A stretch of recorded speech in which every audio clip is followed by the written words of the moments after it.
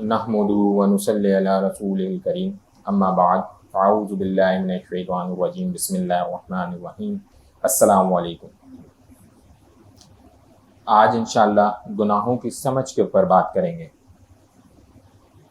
شروع کروں گا قرآن کی آیات سے، اور ہم نے نیکی اور بدی دونوں کے راستے اسے دکھا دیے، تو پتہ یہ چلا کہ انسان کو اللہ تعالیٰ نے کوئی دو راستے دکھائیں۔ شروع میں کروں گا کہ یہ کانسیپٹ کیسے سمجھ میں آئے گا کہ گناہ اور نیکی کوئی دو الگ چیزیں، یہ ایک چیز نہیں ہے۔ جیسے ہم کہتے ہیں نا ڈوز اینڈ ڈونٹس، کچھ کرنے کے کام ہے، کچھ چھوڑنے کے کام ہے۔ تو اللہ تعالیٰ نے قرآن میں بتایا کہ میں نے انسان کو دو راستے دکھائے، ایک جگہ نہیں کئی جگہوں کے اوپر طریقے سے سمجھایا اور بتایا کہ سیدھے ہاتھ والے ایسے ہوں گے، پھر الٹے ہاتھ والے ایسے ہوں گے۔ تو ہے کیا، بیسیکلی ہر انسان کے پاس دو راستے ہوں گے، ہر موقع کے اوپر، تقریباً موقع کے اوپر اپرچونٹی ہوگی، نیکی کرے گا یا برائی کرے گا۔ اسی طرح ایک اور جگہ سورہ دہر میں ہم نے اسے راستہ دکھایا، اب خواہ اس کی مرضی وہ شکر کرنے والا بنے یا کفر کرنے والا بنے۔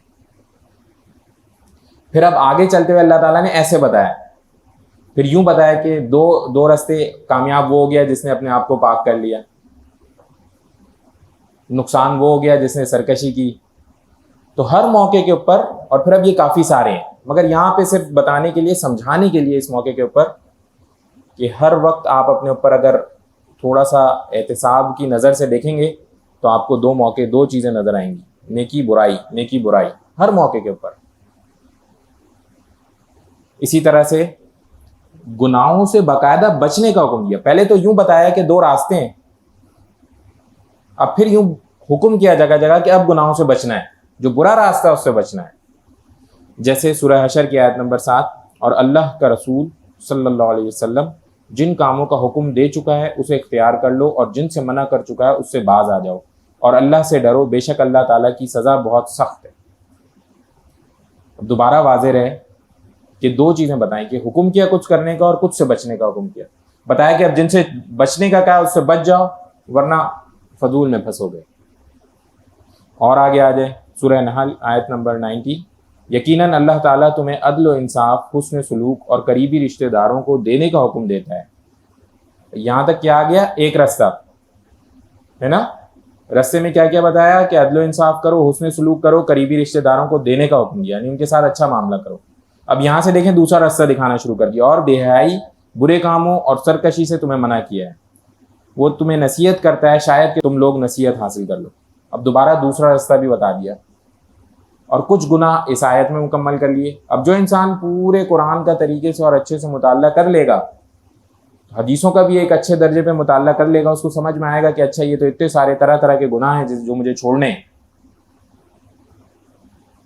پھر اسی سے تھوڑا سا اور آگے آئیں، سورہ حج آیت نمبر 30، چنانچہ تم گندگی یعنی بتوں سے دور رہو اور جھوٹی بات سے بھی دور رہو۔ پھر اسی طرح سے ایک اور جگہ آگے آئیں، سورہ الانعام، ظاہری اور باطنی گناہوں کو چھوڑ دو۔ ظاہری گناہوں کو بھی چھوڑ دو اور باطنی گناہوں کو بھی چھوڑ دو۔ تو ان دونوں میں فرق کیا ہے؟ فرق یہ ہے کہ ظاہر جو بالکل آنکھوں سے نظر آ رہے ہوتے، آنکھوں سے نظر آنے والے گناہ کیا ہو سکتے ہیں؟ وہ کھلم کھلا کسی سے بدتمیزی کر رہا ہے، گالی گلوچ کر رہا ہے، کسی کو مار رہا ہے، کسی کے بارے میں جھوٹ بول رہا ہے کھلم کھلا، تو ظاہری گناہ ہے نا سارے۔ نماز نہیں پڑھتا، الٹی باتیں کرتا ہے، تو ظاہری گناہ ہے۔ اب باطنی گناہ کیا ہے؟ دل میں دوسروں کے بارے میں الٹے سیدھے خیالات لے کر آتا ہے، دوسروں کی کو کمتر سمجھتا ہے، اندر کسی کو نہیں پتا، اس کے اپنے اندر ہے، اپنے آپ کو بڑا سمجھتا ہے، اپنے اندر ہے، کسی کو نہیں پتا، یہ باطنی ہے۔ اب تنہائی میں کیا کرتا ہے؟ باطنی ہے، اکیلا ہے، کوئی نہیں ہے۔ آج کل کے دور میں تو ساتھ موبائل ہوتا ہے نا، تو تنہائی، یہ دونوں کیفیات سے بچنے کا حکم کر دیا، ظاہری باطنی دونوں گناہوں سے بچنے کا حکم کر دیا۔ پھر اسی طرح سے اور آگے آ جائے سورہ نساء آیت نمبر 31۔ اب یہ بہت اہم آیت، اور یہ جو ہے نا سمجھ جائیں ایک ڈائریکشن سیٹنگ آیت ہے۔ اگر ایک انسان اگر چاہے اپنی زندگی میں اس آیت کو سمجھے اور تھوڑا مطالعہ بھی کر لے تھوڑی چیزیں بھی سمجھ جائیں تو اس کے لیے ایک ڈائریکشن سیٹنگ آیت ہے. اگر تم ان بڑے بڑے گناہوں سے پرہیز کرو جن سے تمہیں روکا گیا ہے, تمہاری چھوٹی برائیوں کا ہم خود کفارہ کر دیں گے اور تم کو ایک باعزت جگہ داخل کریں گے. یعنی خوبصورت بات اس میں یہ ہے کہ ابھی تو میں آپ سے پہلے کہہ رہا تھا کہ مطالعہ کریں پتہ چلے گا یہ بھی گناہ ہے, یہ بھی گناہ ہے, یہ بھی گناہ ہے. اب ہو سکتا ہے کہ ایک انسان بیچارہ اتنا مطالعہ نہ کر سکے, تو اللہ تعالیٰ نے بتایا کہ بڑے بڑے گناہوں سے بچ جاؤ, چھوٹے گناہوں کو معاف کر دو. اب جو بڑے بڑے گناہ ہیں وہ واضح ہیں, سود حرام ہے, بے حیائی کے کام حرام ہے, کھلم کھلا ہے. اور ایسی لسٹ الحمدللہ اسلامک لیڈرز میں ہم نے بھی آپ کو ایک ساتھ شیئر کی ہے کہ جس میں ڈونٹس ہیں سارے کے سارے. لوگوں کو الٹے سیدھے ناموں سے نہ بلاؤ, غیبت نہ کرو, جھوٹ نہ بولو. یہ بڑے بڑے گناہوں کو چھوڑ دیں, یہ بڑے گناہ ہیں. ان کو ہم لوگ آج کل انفارچونیٹلی چھوٹے گناہ, یہ بڑے گناہ ہیں. جھوٹ کبیرہ گناہوں میں سے ایک گناہ ہے. ہمارے یہاں بالکل عام ہو گیا, انا للہ و انا الیہ راجعون. اسی طرح سے اب میں آپ کو ایک حدیث بھی پیش کر دوں گا. حدیثیں بھی کئی ساری ہیں اس پہ, لیکن میں ایک, تاکہ بات ادھر سے بھی ایک مکمل ہو جائے انشاءاللہ. تو حضرت ابو ہریرہ رضی اللہ عنہ سے روایت ہے کہ میں نے اللہ کے رسول صلی اللہ علیہ وسلم کو یہ ارشاد فرماتے ہوئے سنا, جن چیزوں سے میں تمہیں روک چکا ہوں ان سے دور رہو, اور جن چیزوں کا میں تمہیں حکم دے چکا ہوں ان پر اپنی استطاعت کے مطابق عمل کرتے رہو. حدیث میں بھی یہ واضح طور پہ نبی صلی اللہ علیہ وسلم سے پتہ چل جاتا ہے ہمیں کہ جن چیزوں سے روکا گیا اس سے رک جاؤ, اور جو نیکی کے کام ہیں ان پر استطاعت کے مطابق عمل کر لو. تو جناب میں سمجھتا ہوں اس موقع پر یہ بات ہم تمام لوگوں کو دوبارہ سے ایک بار ذہن نشین ہو گئی ہوگی کہ یہ اللہ تعالیٰ کا حکم قرآن میں دونوں راستوں کی سمجھ کرنا, دونوں راستوں کا احساس کرنا کہ یہ اچھائی کا راستہ ہے یا برائی کا راستہ ہے, اور اس کے بعد برائی کے راستے سے بچنے کا حکم اللہ تعالیٰ نے واضح طور پہ ہمیں سمجھا دیا ہے نا. یا نہیں, ادھر تک سمجھ آئی یہ بات یا نہیں؟ اب دیکھیں گناہ کے راستے پہ چلنے کے کچھ اثرات بھی ہوتے ہیں, اور میں سب سے پہلے ایک حدیث یہاں بیان کروں گا کیونکہ یہ حدیث مجھے ایسا لگتا ہے کہ بالکل اس وقت جو ہمارا ایک عمومی ماحول ہے نا اس کے اوپر بالکل فٹ بیٹھتی ہے. تو چنانچہ حضرت عبداللہ بن مسعود رضی اللہ عنہ فرماتے ہیں, حارث بن سوید کہتے ہیں کہ ہم سے عبداللہ بن مسعود رضی اللہ عنہ نے 2 حدیثیں بیان کی, ایک اپنی طرف سے اور دوسری نبی کریم صلی اللہ علیہ وسلم کی طرف سے. عبداللہ بن مسعود رضی اللہ عنہ نے فرمایا, مومن اپنے گناہ کو ایسا دیکھتا ہے گویا وہ خود ایک پہاڑ کی جڑ یعنی پہاڑ کے نیچے ہے, اور ڈرتا ہے کہ کہیں وہ پہاڑ اس پر گر نہ پڑے. اور فاجر اپنے گناہ کو ایک مکھی کے مانند دیکھتا ہے جو اس کی ناک پر بیٹھی ہوئی ہے, اس نے ہاتھ سے اشارہ کیا وہ اڑ گئی. انا للہ و انا الیہ راجعون. دیکھیں آج سے 1400 سال پہلے کی بات ہے یہ, اور یوں بیان کیا گیا کہ جو مومن بندہ ہے وہ چھوٹا سا بھی گناہ کرے گا نا تو وہ یوں ڈرے گا جیسے ایک پہاڑ میرے اوپر گرنے والا ہے. اور ایک فاجر یا فاسق بندہ وہ بڑا سے بڑا گناہ بھی کر لے گا تو اسے ایسا لگے گا ایک مکھی اس کی ناک پہ بیٹھی ہے, کیا ہو ابھی یوں کرے گا اور اڑ جائے گی. اب اس کو اگر آج کے حال میں دیکھ لیں, نامحرموں پر نظر ڈال لینا, تو گناہ ہی نہیں شاید سمجھتے, اور سمجھ لیں تو اس کے بہت سارے بہانے بناتے کہ بھئی یہ تو کانفیڈنس کی کمی ہو جائے گی, کوئی اور ہو جائے گا, کچھ اور ہو جائے گا, انا للہ و انا الیہ راجعون. کیا کیا بہانے بناتے. او بھائی یہ سب قرآن کی آیت ہے, مومنوں اپنی آنکھیں جھکا لو, مردوں عورتوں دونوں کو حکم ہو گیا اپنی آنکھیں جھکا لو.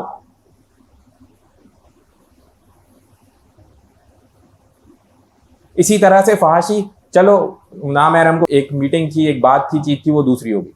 ٹی وی کے اوپر کیا ہوتا ہے, پھر موبائل کے اوپر کیا ہوتا ہے, ادھر کیا بہانہ ڈھونڈیں گے. تو کیا ہے, ہم اپنے گناہ کو کیسا سمجھتے ہیں, اب کیسا سمجھتے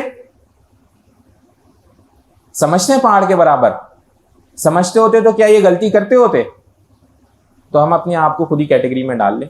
جھوٹ بولنا ہم کیسا سمجھتے ہیں, کسی سے بدتمیزی کر لینا ہم کیسا سمجھتے ہیں, والدین کی کھلم کھلا نافرما برداری کر لینا ہم کیسا سمجھتے. تو مومن بندہ یہ سارے کے سارے پہاڑ کے برابر سمجھے گا, وہ بولے گا یا اللہ اگر مجھ سے خدا نہ خواستہ یہ میرے اوپر اسی کا وبال نہ آ جائے, تو چنانچہ اس کی کچھ برے اثرات کیا ہوتے ہیں وہ دیکھیں آپ. ایسے گناہوں میں ملوث ہو جانے کی وجہ سے کچھ برے اثرات ہیں وہ دیکھیں. قرآن کی آیت سورۃ المطففین آیت نمبر 14. ہرگز ایسا نہیں بلکہ ان کے برے اعمال کی وجہ سے ان کے دلوں پر زنگ لگ چکا ہے. دل جو ہوتے ہیں نا ان پہ زنگ لگ جاتا ہے. بہت سارے لوگ ایک بہانے بناتے ہیں نا, وہ کہتے ہیں کہ یار میری تو قسمت میں یوں ہی لکھا تھا, مجھے اللہ نے ہدایت دینی ہوتی تو مجھے مل جاتی. انا للہ و انا الیہ راجعون. یہ گناہوں کا نتیجہ ہے کہ اب یہ جو دل ہیں یہ سننے کے, دیکھنے کے, سمجھنے کے قابل نہیں رہے. یہ دل, آنکھ دیکھ رہی ہے, کان سن رہے ہیں, مگر یہ دل جو ہے نا یہ اندھا ہو چکا, بہرا ہو چکا ہے, گونگا ہو چکا.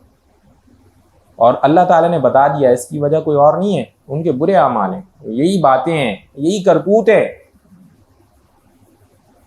پھر اس سے آگے کیا, جو بھی برا عمل کرے گا اس کی سزا پائے گا اور اللہ کے سوا اسے اپنا کوئی یار و مددگار نہیں ملے گا. اچھا یہ دیکھیں, یہ ایک بہت خطرناک آیت ہے. یاد رکھیں گناہوں میں جو بندہ ملوث ہوتا چلا جاتا ہے, تو دیکھنے میں یہ آیا ہے کہ موقع پہنچتے پہنچتے پہنچتے پہنچتے تنہا ہوتا چلا جاتا ہے. اللہ کے سوا کوئی بھی نہیں, اپنے بھی دور ہو چکتے. یہ گناہوں میں ملوث ہوتے رہنے کی سزا ہے, دنیاوی بھی ہے آخروی بھی ہے. تو گناہوں سے انسان کو بہت بچنے کا اہتمام کرنا چاہیے. پھر اسی طرح سے سورہ روم کی آیت نمبر 41. خشکی اور سمندر میں لوگوں کی بدعمالیوں کی وجہ سے فساد سامنے آ چکا ہے تاکہ اللہ تعالیٰ انہیں ان کے برے اعمال کا کچھ مزہ چکھا دے تاکہ یہ لوگ باز آ جائیں.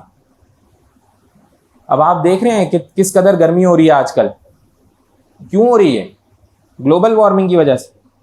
ایسے ہی ہے نا, گلوبل وارمنگ کی وجہ سے ہو رہی ہے نا. ہاتھ اٹھائیں بھائی سب, کون کون کہہ رہا ہے گلوبل وارمنگ کی وجہ سے ہو رہی ہے؟ ہاتھ اٹھائیں. اٹھائیں نا, کیوں گھبرا رہے ہیں؟ ہاتھ اٹھائیں. بس اتنے سے ہی سمجھ رہے ہیں بھائی پوری دنیا شور مچا رہی ہے, اتنا کاربن ڈائی آکسائڈ بن رہا ہے, اتنا اے سیز چل رہے ہیں, اتنی گاڑیاں, اتنے پتہ نہیں کیا کیا ہو رہا ہے. پوری ایک محنت ہو رہی ہے اس کے اوپر گلوبل وارمنگ کی وجہ سے. اچھا ٹھیک ہے مان جاتے ہیں گلوبل وارمنگ کی وجہ سے, تو ابھی پیچھے دنوں آ رہا تھا کہ 1917 کا کوئی سب سے گرم ترین دن کا ریکارڈ ٹوٹ گیا. تو 1917 میں کون سی گلوبل وارمنگ تھی؟ 1917 میں کون سے اتنے اے سی تھے, اتنی گاڑیاں اور اتنے سولر پلانٹ لگے ہوئے تھے؟ تو 1917 میں بھی یہی لوگ جنگ کر رہے تھے اور معصوموں کو قتل کر رہے تھے. تو اللہ کا کوڑا اس وقت بھی برس رہا تھا, آج بھی برس رہا ہے. تو جب جب ظلم کرتے ہیں تو اس کو پاتے ہیں. اور بہانے چھوٹے موٹے اللہ کے سامنے, ستاروں کو گن سکتا ہے کوئی؟ یہ کتنے اے سی لگے ہوئے ہیں اس دنیا میں تو گنے جا سکتے ہیں. یہ کتنی گاڑیاں گنی جا سکتی ہیں. یہ کتنا تیل جل رہا ہے گنا جا سکتا ہے. تو جب اللہ تعالیٰ کی مرضی ہوگی اور اللہ تعالیٰ کا موقع آئے گا, اب کوئی گننے وننے والا حساب کتاب نہیں. دیکھیں نا ہمارے یہاں پوری سچویشن ہو گئی تھی, پاور پلانٹ پورے ہو گئے تھے, سب کچھ پورا ہو گیا تھا, اور ابھی تک بارش و پانی نہیں آ رہا. تو اب وہ دوبارہ کیفیت بجلی کی ایسی ہے کہ وہیں پہنچ گیا. اللہ تعالیٰ سے دعا کرو, مسجدوں میں دعا کراؤ بھائی جمعے کے دن کے بارش ہو جائے, ہماری بجلی تو پوری بنے. انا للہ و انا الیہ راجعون. تو کاش کہ ہم پہلے حصے میں ہی پکڑ لیں اور پہلے ہی موقع پہ آ جائیں. تو چنانچہ جب آدم علیہ السلام کو حکم کیا گیا نا شیطان کو کہ سجدہ کرو, تو اس نے منع کر دیا, تکبر کیا, اور پھر اس نے قبول کیا, اسی موقع پہ قبول کیا کہ میں اس کو, اس کی نسل کو بہکاؤں گا اور جہنم میں لے کے جاؤں گا. اور خود قبول کیا سوائے ان کے جو رحمان کے بندے ہوں گے, اللہ کے بندے ہوں گے. تو جو بندے اس دور سے لے کر, اس موقع سے لے کر آج تک اللہ والے ہیں اور ان گناہوں سے اور ان سے بچنے کا اہتمام کرتے ہیں, ان کے اوپر زور سارے اس کے بیکار ہیں. تو قرآن کا ایک قصہ آپ کے سامنے پیش کروں گا, حضرت یوسف علیہ السلام کا قصہ. اللہ والے نبی. تو جب زلیخا نے ان کے ساتھ برے کام کا ارادہ کیا اور 7 دروازوں پہ تالے لگائے, اور 7 دروازوں پہ تالے لگانے کے بعد اندر موجود تھے حضرت یوسف علیہ السلام, اور وہ بت کے پجاری تھی, تو اس نے بت کے اوپر بھی پردہ ڈال دیا کہ وہ بھی نہ دیکھ لے. تو اس وقت حضرت یوسف علیہ السلام اللہ سے ڈرنے والے, کہنے کو تو اب مدد کوئی نہیں ہے نا, غلام کی حیثیت سے تھے اور ایک خاتون نے کمرے میں بند کر لیا تھا, 7 دروازوں پر سے تالے کھلتے چلے گئے. تو اللہ تعالیٰ ایسے اپنے نیک بندوں کو شیطان کے وار سے بھی بچاتے ہیں اور گناہوں سے بھی محفوظ فرماتے ہیں. تو بھائی یہ بات بڑی سمجھنے کی ہے, گناہوں سے بچنے کا خصوصی اہتمام کرنا چاہیے. ایگزامپلز ہمارے سامنے موجود ہیں. حضرت عمر رضی اللہ عنہ کے بارے میں آتا ہے, شیطان ان کو دیکھ کے رستہ بدل لیتا تھا. یہ کسی اور نے نہیں, نبی صلی اللہ علیہ وسلم نے کہا. شیطان کی یہ کیفیت نہیں تھی کہ ان کے سامنے پیش ہو سکے. تو اللہ تعالیٰ ہم لوگوں کو بھی ایسا بننے کی, ایسا ہونے کی توفیق عطا فرمائے. حالیہ موقع کے اوپر چونکہ یہ قحط سالی اور یہ بارش کا بڑا ایک پریشانی والی سچویشن بنی ہے, صرف اس وقت پاکستان میں ایسا نہیں ہے, میں آپ کو بتا دوں پیچھے دنوں یو ایس میں بھی کوئی اپنا آج سے کوئی کتنے سالوں پرانا والا ریکارڈ ٹوٹا ہے, اور گرمی کا ہی ٹوٹا ہے. صرف یہاں کے لیے یہ نہیں ہے. تو وقت کے ایک بادشاہ, مجھے ابھی نام ان کا یاد نہیں آ رہا موقع کے اوپر, تو ان کے بھی دور میں نیک لوگ تھے, ان کے دور میں یہ قحط سالی ہو گئی. انہوں نے کہا کیا کریں, بارش نہیں ہو رہی. تو آپ ذرا دیکھیں, کرنے کے کام یہ تھے کہ انہوں نے کہا جو بالکل فاجر و فاسق ہیں ان کو بولو کہ ادھر سے شہر چھوڑ کے جائیں, باقی جتنے اللہ سے استغفار کریں اور اللہ سے معافی مانگیں. اور کہتے ہیں کہ یہ سارا کام انہوں نے زبردستی کروایا, اور کروانے کے بعد چند ہی دنوں کی بات تھی کہ بارش ہو گئی. تو اس طرح سے معاملات ہیں. اللہ تعالیٰ کے ساتھ تعلق جوڑے. بارش تو پوری اللہ کے ہاتھ میں نا. آج بھی کوئی کہہ رہا تھا کہ شاید دوپہر سے شروع ہوگی, دیکھتے ہیں, اللہ کرے ایسے ہی ہو. دعا تو ہمیں یہی کرنی چاہیے بھائی. پھر بات کیا ہے, اب میں آپ کے سامنے دوبارہ ایک آیت پیش کرتا ہوں, اس کا ترجمہ.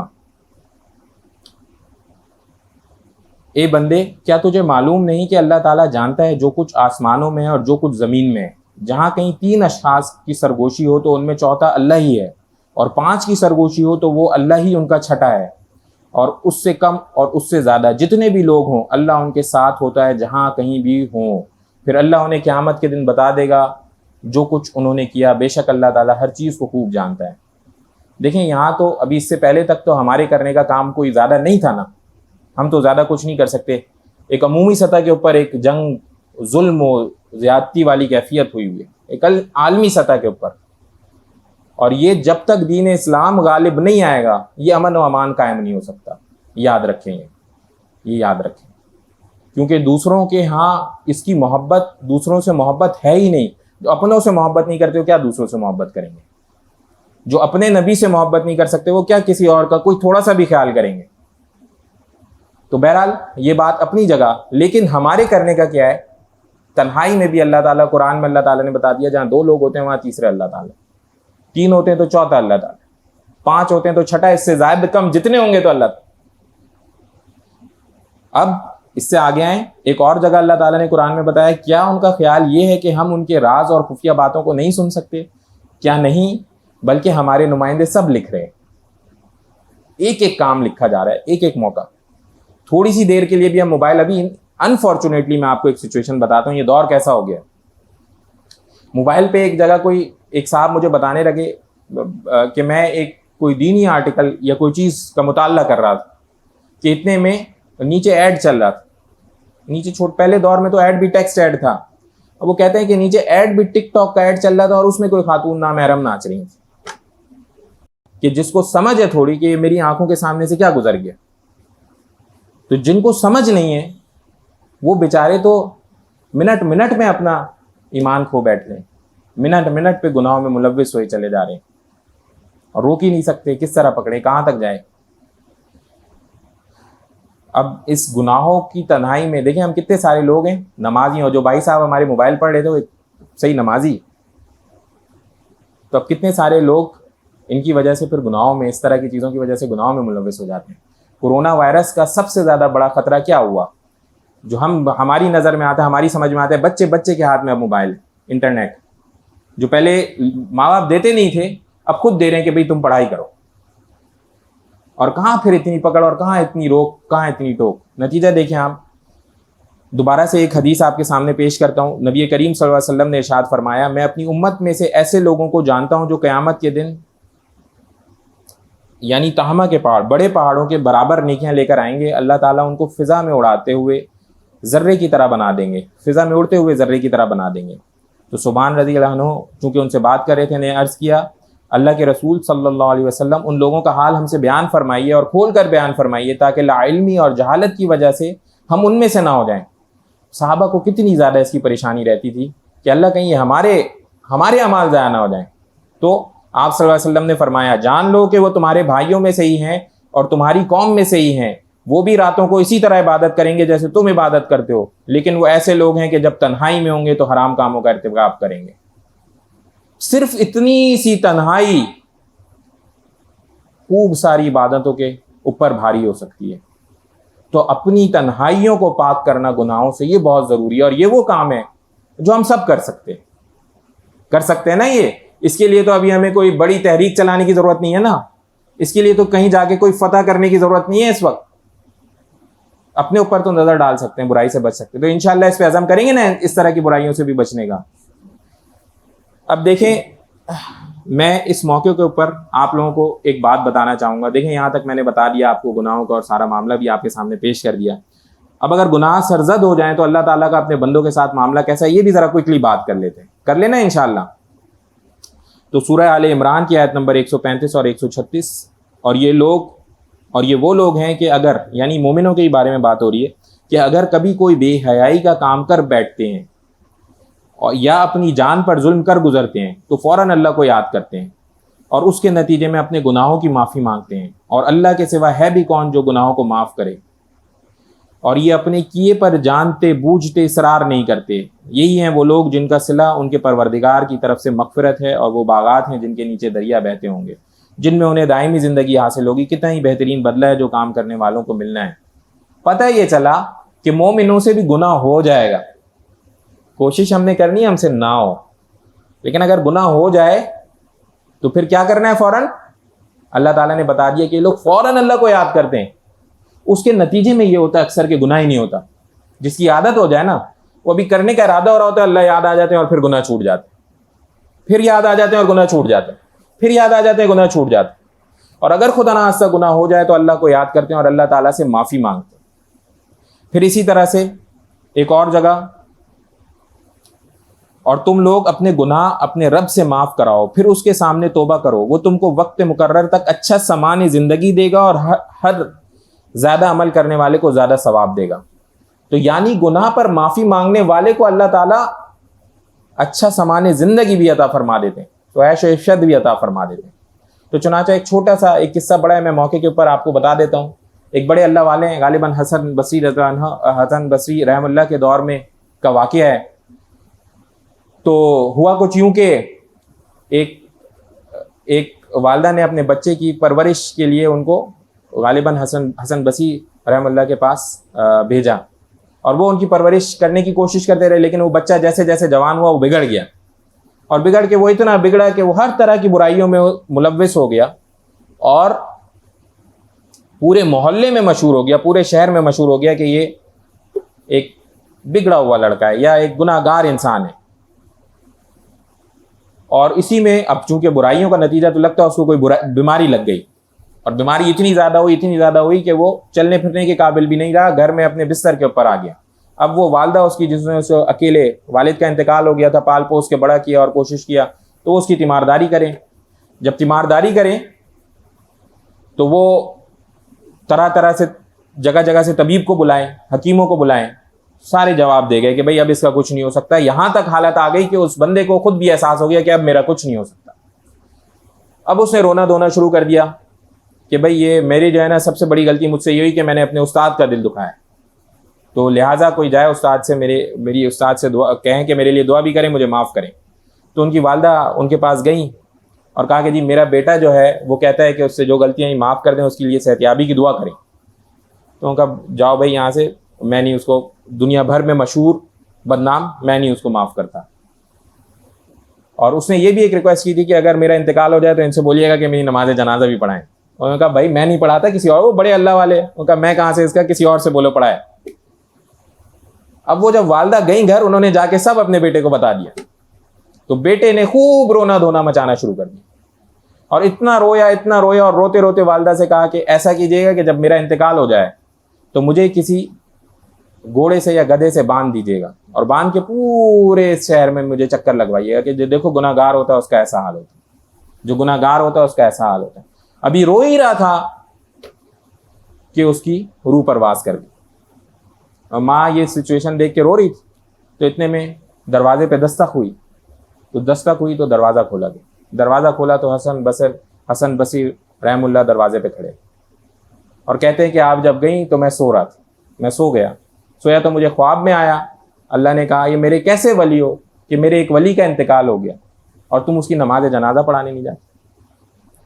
تو جب اللہ تعالیٰ معاف کرنے کے اوپر آ جاتے ہیں تو وہ کسی چھوٹی سی بھی چیز کے اوپر بڑے سے بڑے گناہ گار کو بھی معاف کر دیتے ہیں۔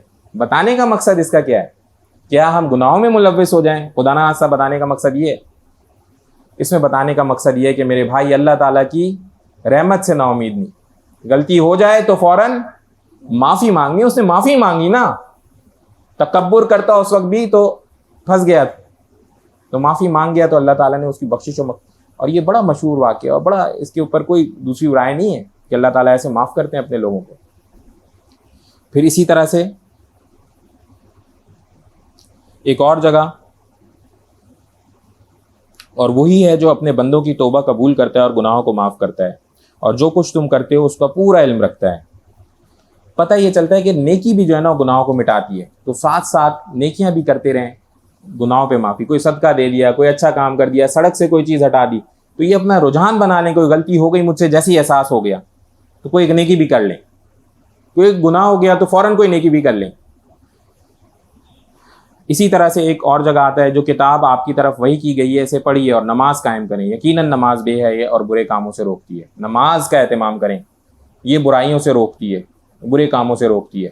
اسی طرح سے ایک اور حدیث میں آتا ہے، نبی کریم صلی اللہ علیہ وسلم نے ارشاد فرمایا، کیا میں تمہاری رہنمائی ایک ایسی چیز کی طرف نہ کروں جس کی وجہ سے اللہ تعالیٰ تمہارے گناہوں کو معاف کر دے گا اور درجات بلند فرمائے گا؟ صحابہ نے عرض کیا، اللہ کے رسول ضرور بتا دیجیے۔ آپ صلی اللہ علیہ وسلم نے ارشاد فرمایا، دل کا نہ چاہتے ہوئے بھی اچھے طریقے سے وضو کرنا، مساجد کی طرف جانے کے لیے کثرت سے قدم اٹھانا، اور ایک نماز کے بعد دوسری نماز کے انتظار میں رہنا۔ یہ تو اللہ کی راہ میں پہرا دینے کے برابر عمل ہے، یہ تو اللہ کی راہ میں پہرا دینے کے برابر عمل ہے۔ تو جو بندہ، پتہ یہ چلتا ہے جو بندہ اس کا اہتمام کرتا ہے نا، دیکھنے میں اللہ تعالیٰ برائیوں کے گناہوں کے موقعوں سے بھی مچا لیتا ہے۔ چنانچہ ایک اللہ والے بتا رہے تھے کہ میری زندگی میں کئیوں بار ایسا ہوا کہ میں ایک جگہ سے کسی کام کے لیے گیا اور جتنی دیر میں واپس آیا تو پتہ چلا یہاں کے اوپر تو ایک پورا برائی کا سلسلہ ہوا تھا، گناہوں کا سلسلہ لگا ہوا تھا۔ جو 3 سے 4 واقعات انہوں نے ایسے گنوا دیے کہ ادھر اتنا بڑا جھگڑا ہو گیا، مارم پیٹی پہ بات آ گئی، ادھر یہ ہو گیا، ادھر ناچ گانے شروع ہو گئے، ادھر فلانا ہو گیا، اور وہ موقعوں سے ہی اللہ تعالیٰ نے ان کو اٹھا لیا۔ تو جتنی دیر میں واپس آئے سارا ہو آ کے ختم ہو چکا، ورنہ ہوتے تو شاید ساتھ ملوث ہو جاتے۔ تو جناب اس کے علاوہ 2 رکعت توبہ کے اوپر بھی بڑی فضیلت آتی ہے کہ 2 رکعت نماز انسان پڑھے، اچھی طرح وضو کرے۔ حضرت ابو بکر صدیق رضی اللہ عنہ کو نبی کریم صلی اللہ علیہ وسلم نے بتایا کہ جس شخص سے بھی کوئی گناہ سرزد ہو جائے پھر وہ اچھی طرح وضو کر لے، پھر کھڑے ہو کر 2 رکعت نماز نفل پڑھ لے اور پھر اللہ تعالیٰ سے گناہ کی مغفرت طلب کرے تو اللہ تعالیٰ اسے ضرور معاف فرماتے ہیں۔ تو اگر گناہ ہو جائیں تو معافی اس طرح بھی مانگی جا سکتی ہے۔ پھر ایک اور موقع پہ بتایا، یہ بہت اہم چیز ہے، اس کا ہم تمام لوگوں کو خوب خیال رکھنا چاہیے، یہ بہت اہم چیز ہے، خوب خیال رکھنا چاہیے۔ آخری باتیں تو حضرت ابو ہریرہ رضی اللہ عنہ سے روایت ہے کہ نبی کریم صلی اللہ علیہ وسلم نے ارشاد فرمایا، ہر آدمی اپنے دوست کے دین پر چلتا ہے، تم میں سے ہر شخص کو دیکھنا چاہیے کہ وہ کس کو دوست بنا رہا ہے۔ اب آپ یہ دیکھیں، دین اور دوست، یہ صحیح حدیث، تو دوست بناتے ہوئے خصوصی اہتمام کریں کہ کسی دیندار بندوں کو دوست بنائیں۔ گناہوں میں جو لوگ ملوث ہیں کوشش کریں ان سے دور ہی رہیں۔ دوستی وہ اب اگر رشتہ دار ہیں تو سلام دعا اور اچھا تعلق ضرور رکھا جائے، لیکن دوستیوں سے بچیں۔ آپ تمام حضرات چونکہ اسلامک لیڈرز میں بہت سارے لوگوں نے انرول بھی کرایا پیچھے دنوں، تو کچھ سوالات بھی اس طرح کے آئے کہ جی یہ جو جیسے فحاشی ہے انسان سے ہو جاتی ہے، غلطی سے ہو جاتی ہے، جھوٹ بھی بول دیتا ہے، غیبت بھی کر لیتا ہے، تو کیا کریں، ہم تو پھر کوالیفائی نہیں کر سکتے۔ تو ایسا نہیں ہے، اس میں بھی یہ لکھا ہے کہ پوری کوشش کریں گے کہ ہم ان گناہوں سے بچیں، اور اگر خدا نہ خواستہ پھر بھی گناہ سرزد ہو جائیں تو میں نے آپ کو طریقہ کار بتا دیا گناہوں کے اوپر معافی کیسے مانگنی ہے۔ تو گناہوں پہ معافی کا پورا اہتمام کرنا چاہیے، تو چاہے سود ہو، فحاشی ہو، غلطی سے اگر یہ ساری چیزیں ہو جائیں تو کوشش کریں کہ فوراً اللہ سے معافی مانگیں، اور معافی مانگنے کے بعد کوشش یہ کریں کہ اس پہ اصرار نہ ہو، اس پہ اصرار نہ ہو. پتہ چل جائے کہ میرے اس کام میں گناہ ہے تو اب اس پہ اصرار نہ کریں, اب اسے چھوڑ دیں. تو انشاءاللہ عزم کرتے ہیں نا انشاءاللہ کہ گناہوں کو چھوڑیں گے؟ کرتے ہیں عزم؟ زور سے بتائیں بھائی, عزم کرتے ہیں کہ گناہوں کو چھوڑیں گے؟ جو بڑے بڑے گناہ ہیں ان کو خاص طور پہ چھوڑیں گے انشاءاللہ. چھوڑیں گے نا انشاءاللہ؟ بس دعا کر لیتے ہیں. یا ارحم الراحمین یا ارحم الراحمین یا ارحم الراحمین, اللہم صلی علی محمد وعلی آل محمد, اللہم اعنی علی ذکرک و شکرک و حسن عبادتک, سبحانک اللہم و بحمدک, اشہد ان لا الہ الا انت, استغفرک و اتوب الیک. یا اللہ ہمارے گناہوں کو خصوصی طور پر معاف فرمائیں. یا اللہ ہمیں ان لوگوں میں شامل کر لیجئے جن پر شیطان کا کوئی زور نہیں چلتا. آمین. یا اللہ اپنے حفظ و امان میں رکھیے. سمعنا و اطعنا غفرانک ربنا الیک المصیر برحمتک یا ارحم الراحمین.